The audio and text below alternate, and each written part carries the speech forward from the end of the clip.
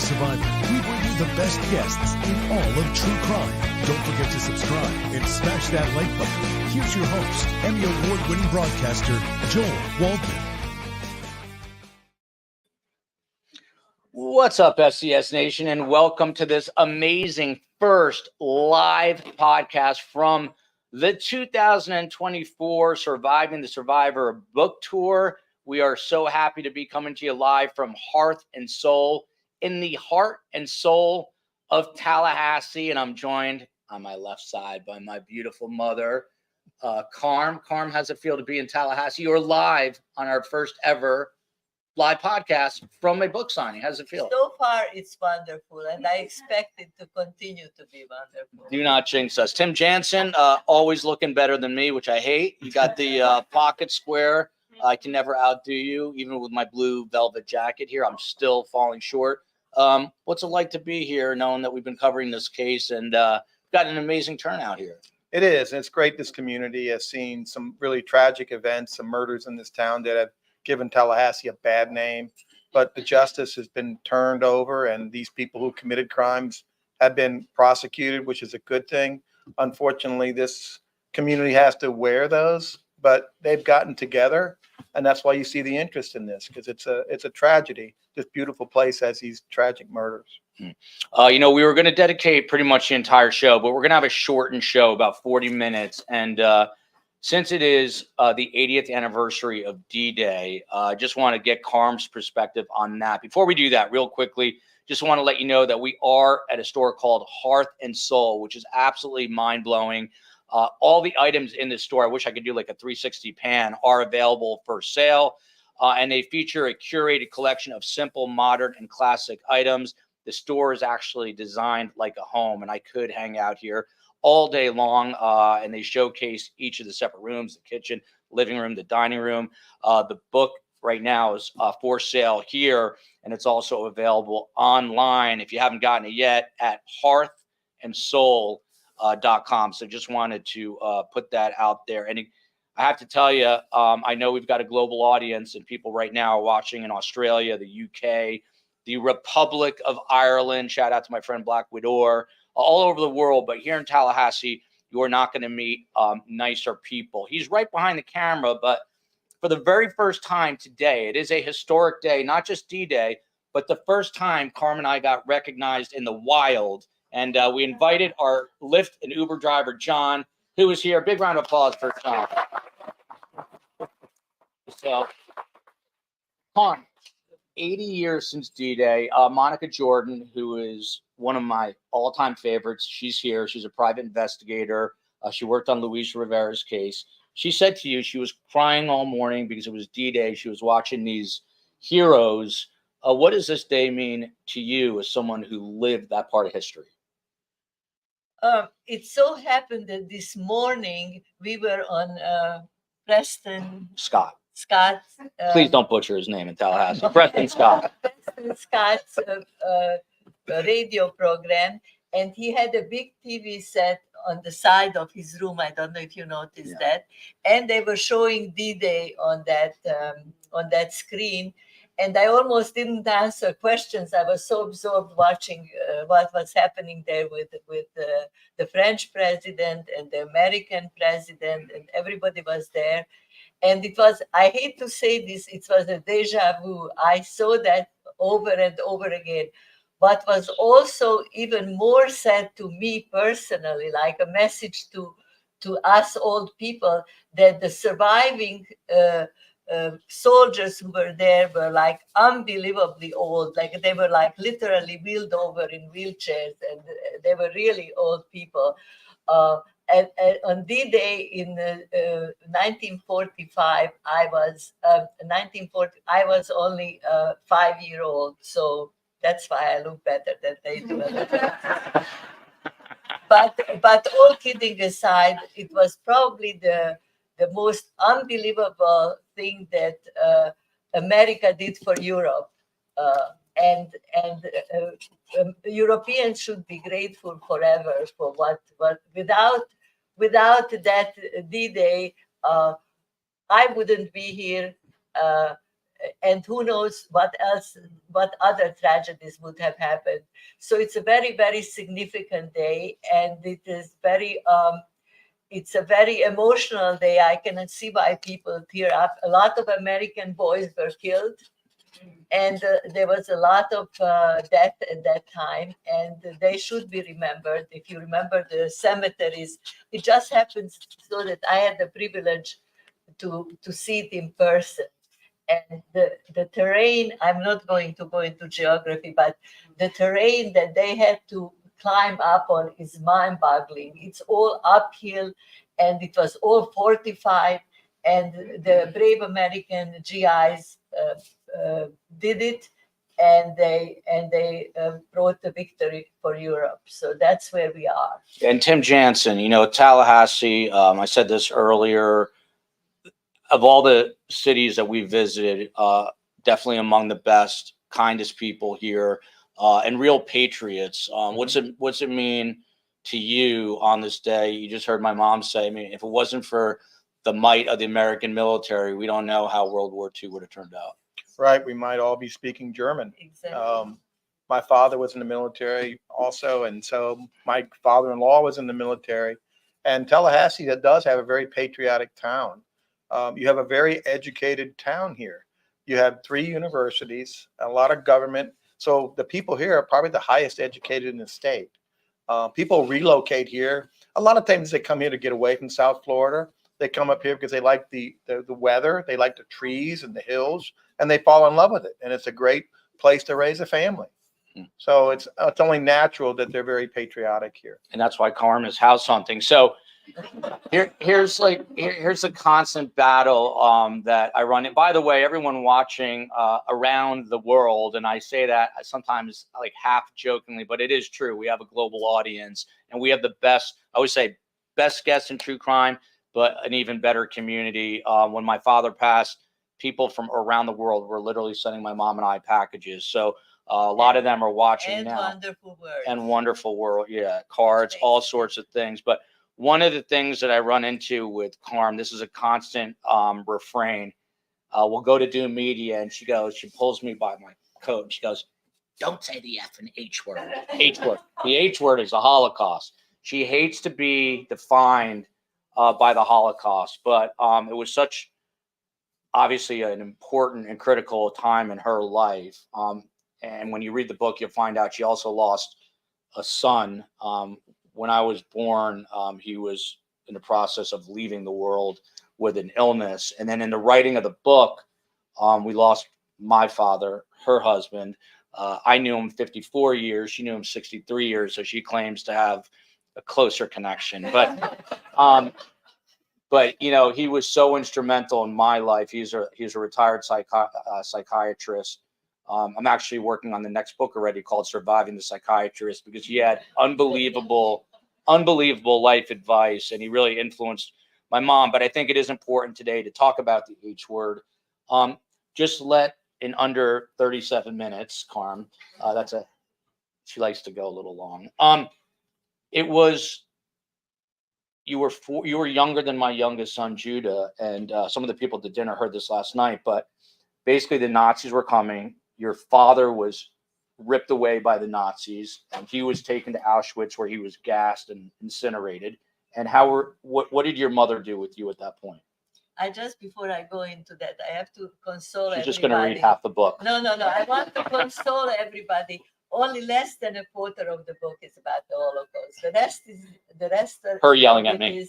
The rest of it is yelling at him, and the other 80 years of my life, considering that I'm 85. So I believe that there has been too much written about the Holocaust, and it's one of those things that happen to people, not that they chose to happen to them. And I was consciously, actually, today I got a phone call from my friend Charlotte, who is in Miami, and she says, I just read the book, and she's my not closest, but close friend for over 40 years. And she says, I found out things about you that I did not know, because that was not how I presented myself. So did I. No, he also discovered things. The Holocaust happened, and what happens with the Holocaust now, people, because of the historic events of the present moment, thank God in Florida we don't feel it as much, and thank God in Tallahassee you don't feel it as much, but there is definitely an upsurge of anti-Semitism. So people like interview me like I'm a world expert on anti-Semitism or on the Holocaust. I just feel saddened. First of all, I repress a lot of things in my life mentally. And now it was kind of reawakened. The Holocaust was reawakened because of the events today. And that is, for me, a little bit unfortunate, because I really had this optimistic view of the world that after the Holocaust, it will be never again. But somebody explained to me that the never again does not apply, that there will be no persecution of Jews, that there will be no attack on Jews, but that we will have a different kind of response from the one when I was 5-year-old and I was completely powerless, and I was completely, my family was completely powerless and no place to go. So just very briefly, if you want me to continue to tell you what happened to me personally? Sure. I learned now to do it in a telegram form. Yeah. And by telegram, you mean like Very quick. a pitch going, like a pigeon dropping off. It's taking a while. But so let me kind of like bring us to the point. So my mother was basically saved by two righteous Gentiles, meaning non-Jews, who risked their own lives. One was a doctor, Dr. Scherzer, who brought her to a Catholic school for boys. And once you were there, you screamed at your mother because she left you there. No, this is what happened. What do little boys know? Their mommy knows. 54 years. All right, go ahead.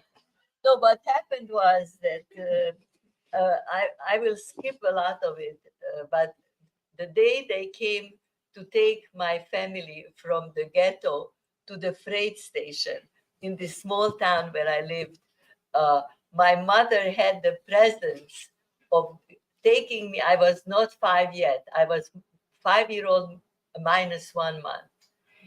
And she took me by my hand and she went out through the back gate of the garden and walked away while the Hungarian Nazis who collected, they said, leave your money, take your money out and take your jewelry out. It was about 6 o'clock in the morning. And we are going to go around the neighborhood and then we'll pick up all this money from you and take you to the railroad station, to the freight station, and you are going to go away. So pack little suitcases every night, and they told them how to pack the suitcases. So during the period when the two Nazi guys were walking around the neighborhood, my mother walked out with me. My grandmother, father, and stepfather stayed in the house, and later on we asked why didn't they go too, and my mother said they were afraid if it's very obvious, if too many people leave at once, they will notice that that we were missing, and they would go on a search party. But my mother started to walk with me, and the danger was that probably the same thing would happen maybe in Tallahassee, that it wasn't a big metropolis. So my mother was horrified that she would be recognized. And so she went and ended up walking over by foot there were about 100,000 people in this town where I'm from.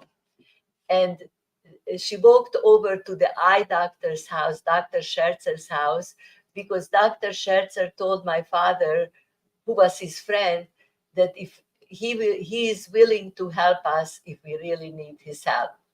And he knew that if they catch him, he would be either shot on the spot or he would be sent to a concentration camp also.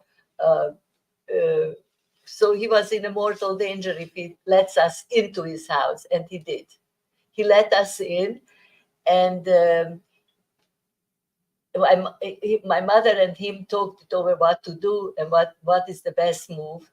And he felt that the best thing would be, he was a benefactor of a nunnery in town. He was a very religious man. And he said the best thing would be if I was taken over to this nunnery and left with the nuns. I have to also open the parenthesis and tell you this was very close to the end of the war. This was a sleepy town, and the things happened close to the end. In some parts of Europe were already liberated then, but not our part. Anyway, he went over, Dr. Scherzer went over and asked the nuns, and the nuns said they would take me. And they said I should be brought over there at night. And my mother and Dr. Scherzer walked over there. He was an ophthalmologist. And they walked over there at night. The nuns opened the door. My mother literally made me walk inside. And I had witnesses who heard me scream at the top of my lungs that the mother who loves her child doesn't leave her with strangers. I said that. And anyway, and I was with these nuns, and to be continued. And then, so, later on, my mom, reconciled that whole comment, mother doesn't leave her child with strangers. She asked her mother about it and realized that her mother actually gave her life. She says not once, but 2 times. Real quickly, with the permission of Hearth and Soul, it's like 6:16 now. Everything in TV is time, and I'm an old TV news guy. So with your permission, we'll probably go like 13 more minutes and then take some questions. So, okay. So, I wanted to ask Tim, because one of the things that actually started happening during the edit process, not the writing part of this book, was the war in Israel broke out, and then these protests started, getting fired up on campuses. I'm just curious. Obviously, you're not Jewish, Tim, No. and you live here, but what's your take been on this?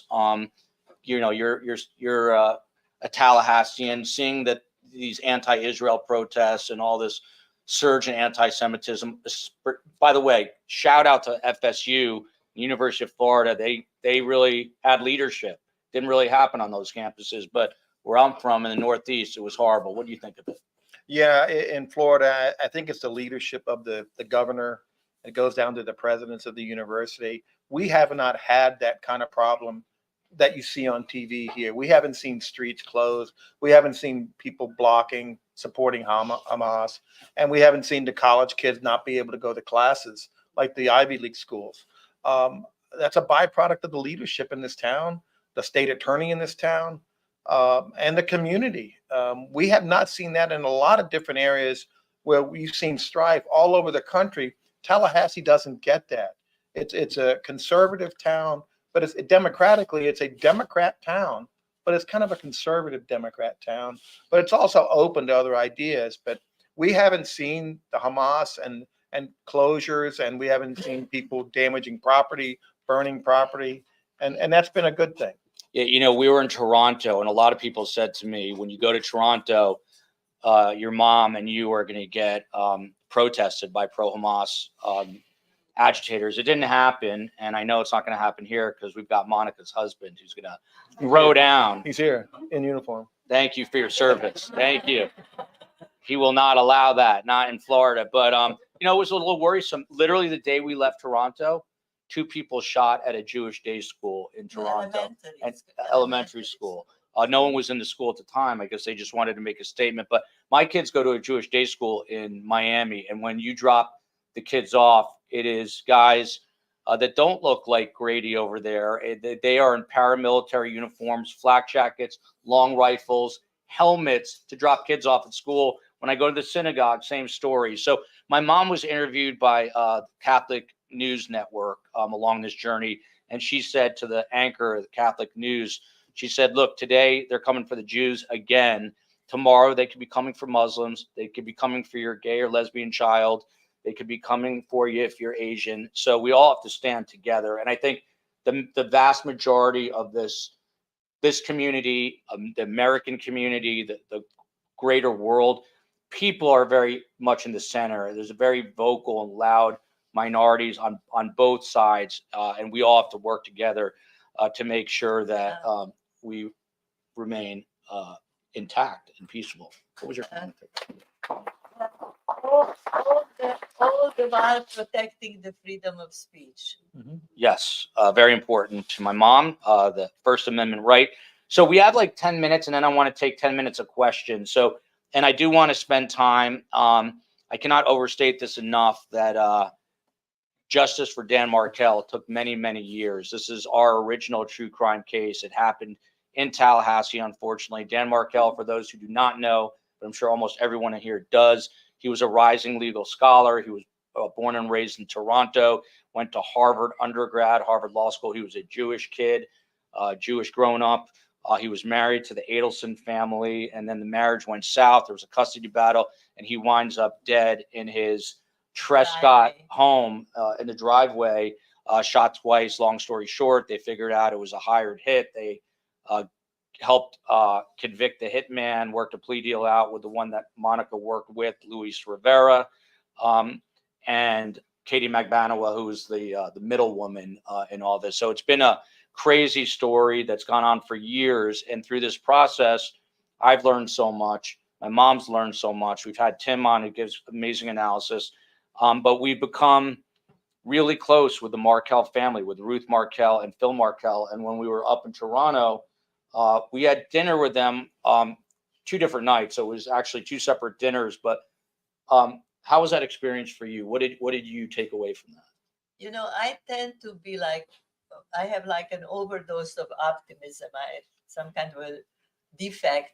But when I was with them, it was really getting to me because they are not only upset about the loss of their son, even though it happened 10 years ago, you never overcome it. But what they are most grieving and are upset about is the loss of their grandchildren.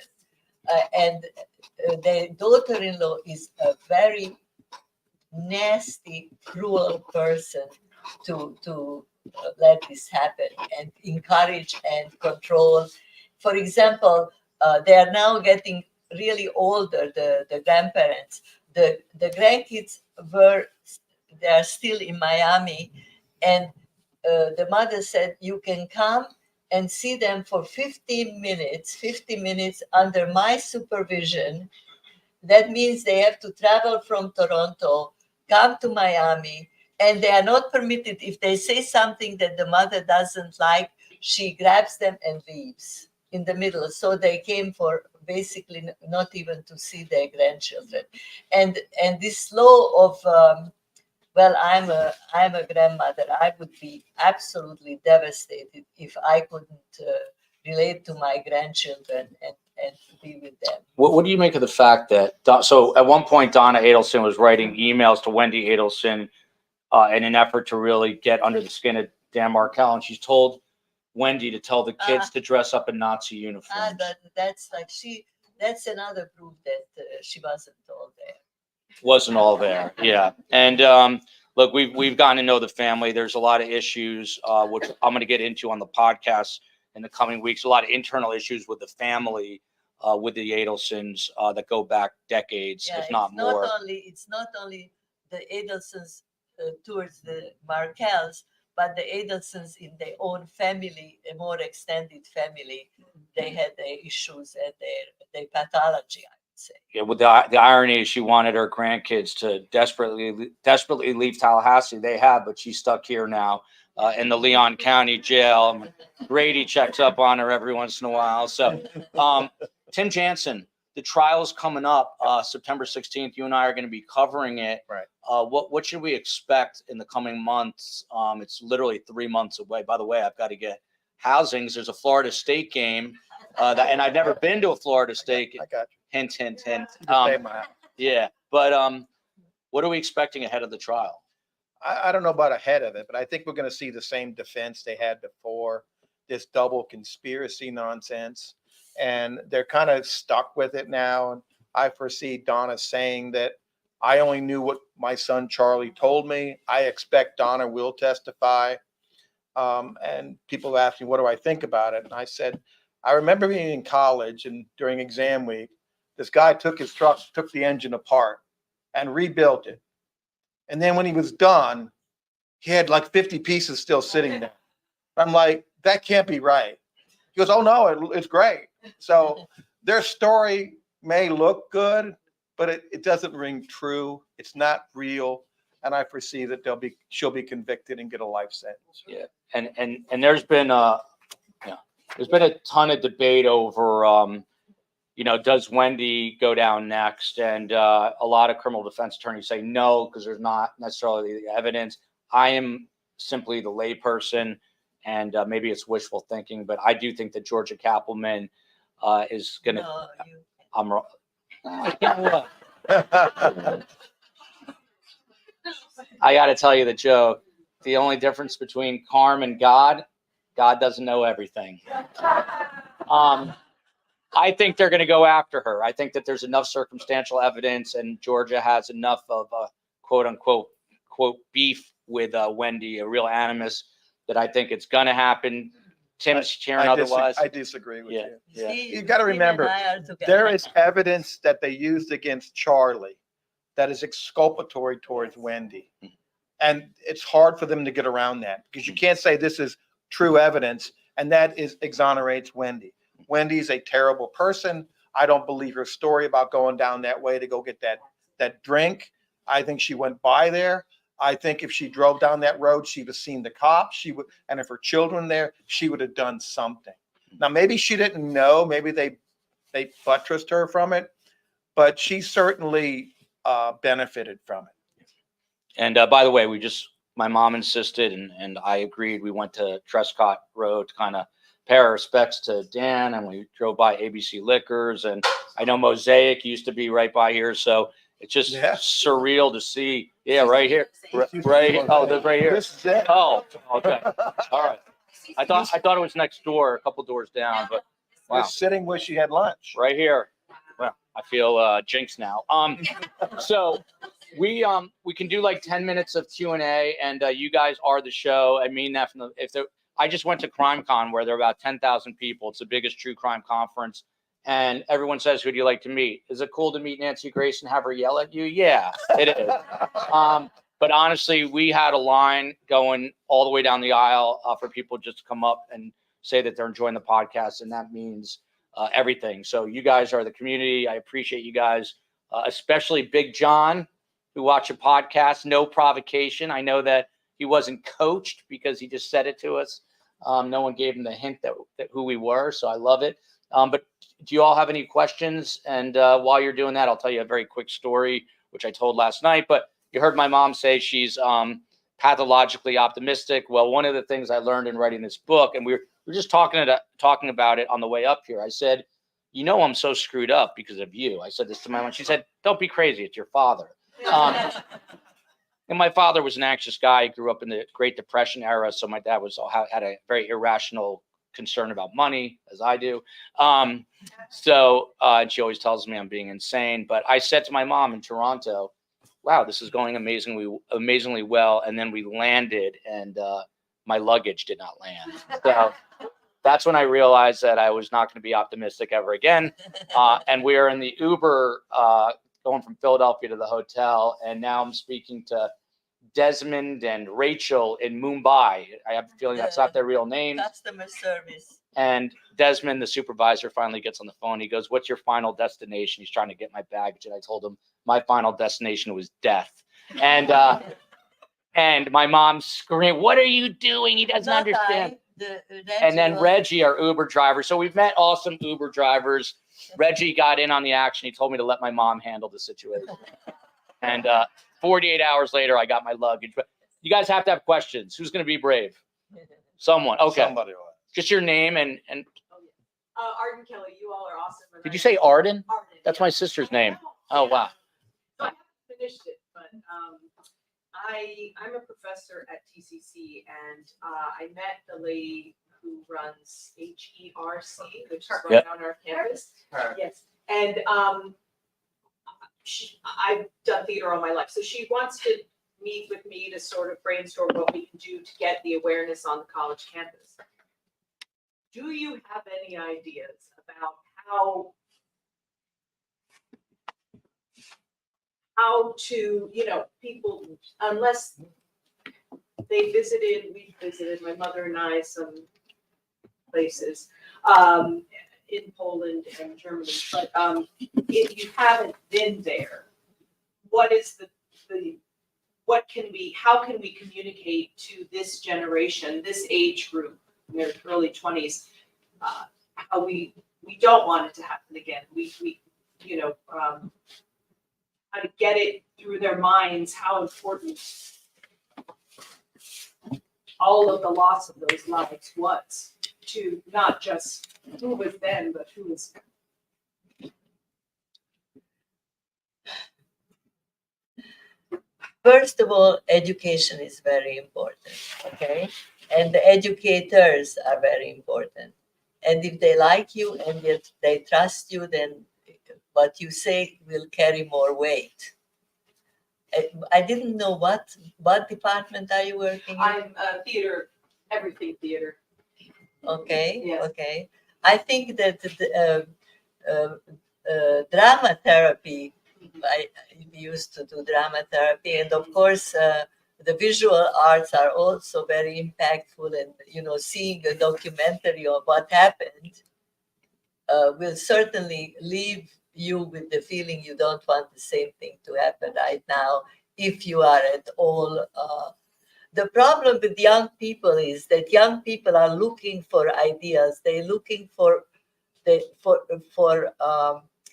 perfection. They are looking for meaning, and they are looking. They don't even know, for example, things that they are saying just to be part of the group.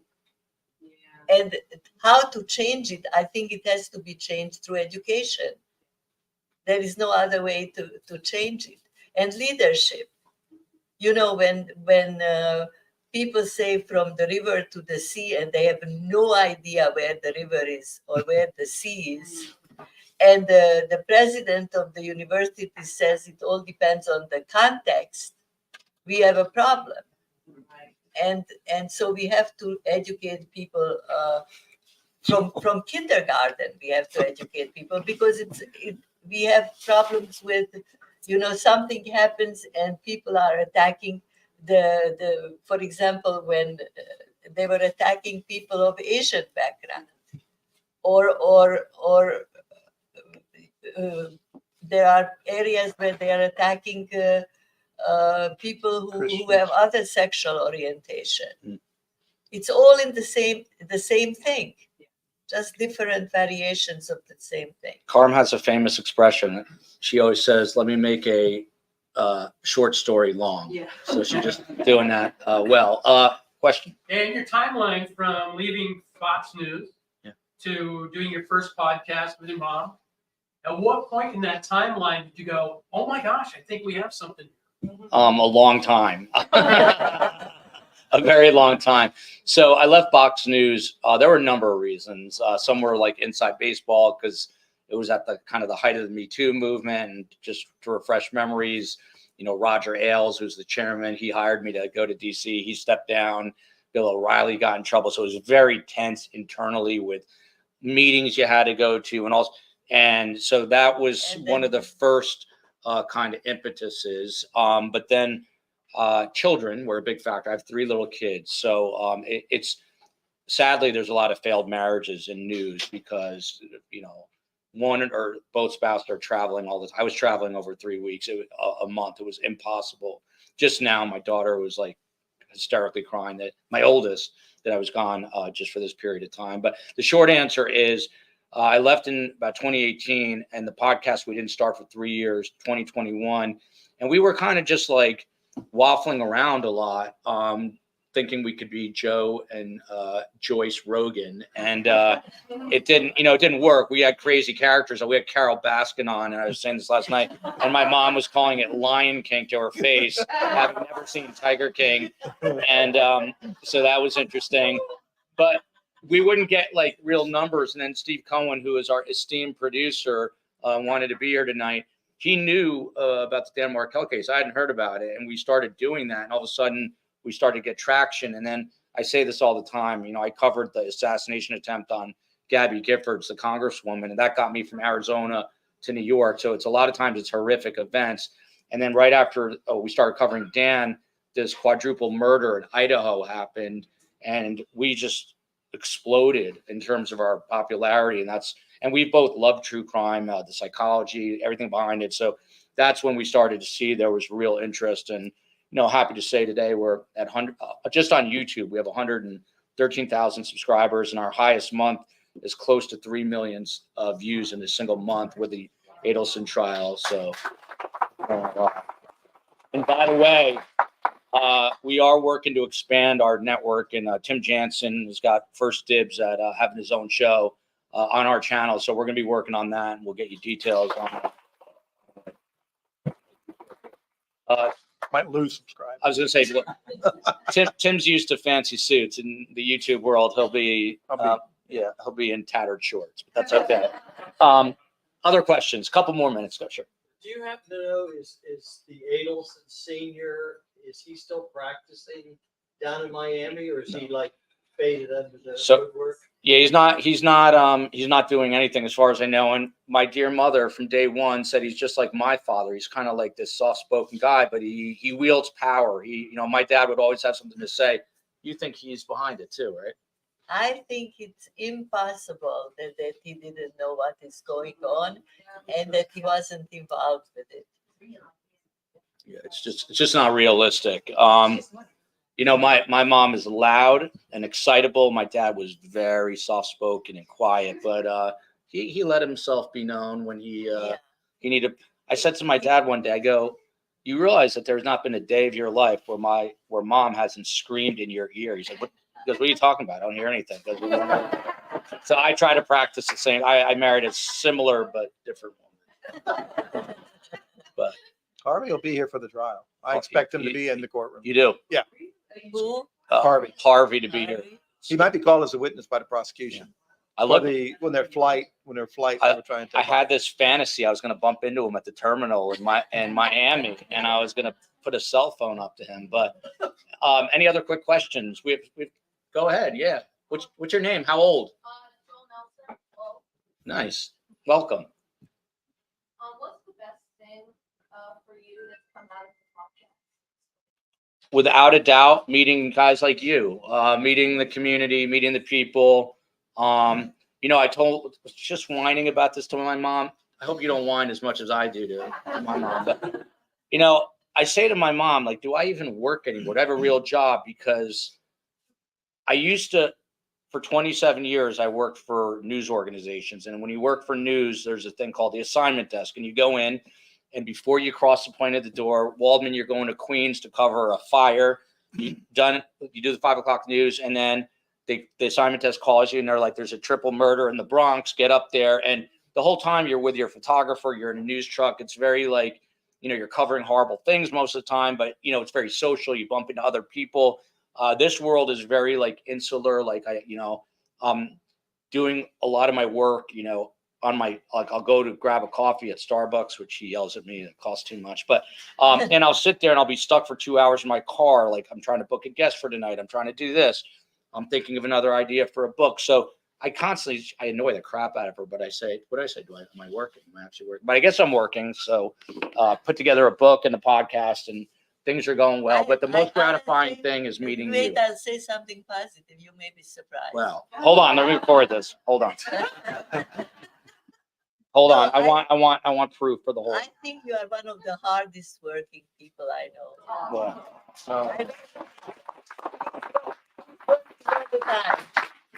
People don't realize how much that means. I told my mom, I'm constant. My mother is such a. We joke about this, but it's sort of a half joke. I'm like, we had a stand-up comedian on before we were True Crime, and he said, you're going to have to rebrand when your mom passes away to I Survived the Survivor. And I was like, but I say to her, I don't know what I'm going to do. Like, she's such a dominant personality. She's such a powerful woman. I'll tell you one quick story that I shouldn't share, but I'm gonna. So I just got an email from someone that wants us to be on their podcast, and it's like the Mental Illness Podcast Hour, but it's literally that's what it's called, and it's a massive podcast. And I get the email from this person, and they say, I'm only gonna have you guys come on if you admit that what's going on in Gaza is a huge how did they phrase it? Is a huge. I don't know. I don't memorize like but they basically wanted us to come on and apologize. And look, my mom, there's no one that it hurts more than my mom and I, the fact that children are dying there. But just think about this in these terms, that someone comes into Tallahassee and murders 1,700 people, and, you know, they're over on the Georgia state line. I mean, you have to defend yourself at any cost. And there's been horrific collateral damage, but, you know, the Jewish state was many tears and tons of bloodshed was lost over that. So anyway, this person wanted us to come on, and I told him, look, I don't mind coming on, but it's going to be a real bad idea for you, because my mom is going to shred you to pieces. So we had So I am not going on because really, I think some people you can talk to and communicate, and it's very important to communicate. But when somebody starts with a premise like that, that, you know, you are guilty, so come and admit that you are guilty just by association. No one should ever tell you what you should be thinking or saying, and no one should tell you how you should grieve, all these things. But certainly, no one should tell you how you feel politically about a situation that's going on, and something that this person knows nothing about. So that's my soapbox speech. But how about one more question? It has to be one more. Okay, in the back.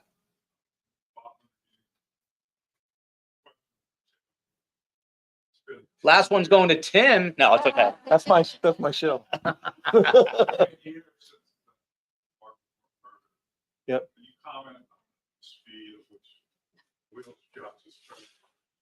Well, if you think that was a long one, think about the Winchester murder case. It was a 17-year unknown mystery, whatever happened. And that was resolved. And unfortunately, my client was involved, and the wife who kind of perpetrated it or made it happen, she ultimately was convicted. And that mother finally got justice. And I remember that mom. I used to see her walking down the road with pigtails. And when I first moved here, I'm like, man, this crazy lady just waved to every car going by. And then I later learned through Jennifer Portman, a Democrat, that was his mother. And she kept the story going. And Jennifer Portman, the Democrat, wrote every year the anniversary and kept that going. So they say justice is slow, but it can be deadly. Thank you so much. Just want to thank again, Hearth and Soul. This place is amazing. In the heart and soul of Tallahassee. Want to thank Tim Jansen, who's been on our side doing legal analysis. And of course, my beautiful mother, Karm. Let's give her a big round of applause. And this is my homage to Geraldo Rivera, who I used to work alongside. I would follow behind his Bentley when we used to go to lunch. Love you, America. Love you, STS Nation. Love you, the Republic of Ireland. And of course, love you, Tallahassee.